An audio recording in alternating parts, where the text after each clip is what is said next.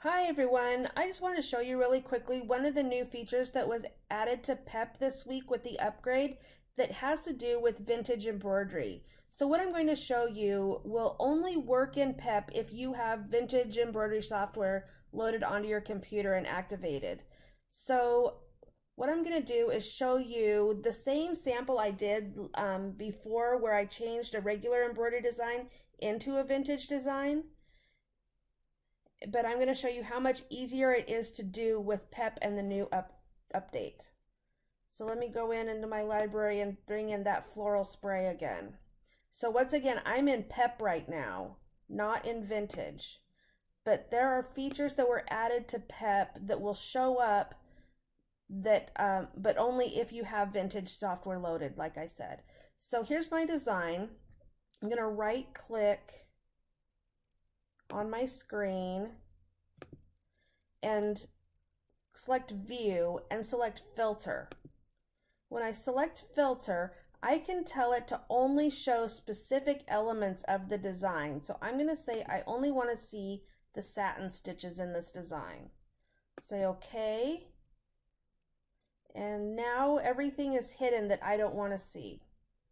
So now I'm going to take this design and I'm going to right click. I'm going to select the whole thing. And I'm going to right click and go into utility and tell it to change the style. Change the style, and I'm going to say I can choose it to vintage 15 weight or vintage 40 weight thread. I'm going to stick with the 15 and say okay. And now it changes the style. Notice how over on my screen here, I haven't selected anything. Before I do anything, while all of those are selected, I am going to go up to my icon up here that says move to the front, and I'm just going to do that so that all of those that were selected are grouped together. And then I'm going to group them just so that they stay together. Then I'm going to do a little bit of editing here because this is a little bit too loose for my style. So I'm just going to change, and I'll do like 1.75. This is a personal preference, but we'll see what that looks like. And I kind of like that. So right now, this is converted to a vintage embroidery design, and it happened that fast. So now what I would do before I saved it is I would just quickly lock this group. Then I'm going to go back into view and say filter, and I'm going to tell it to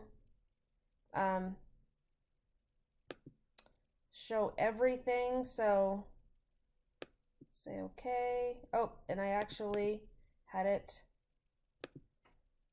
I want to select show all in my filter. And now what I can do is the ones that I changed are locked.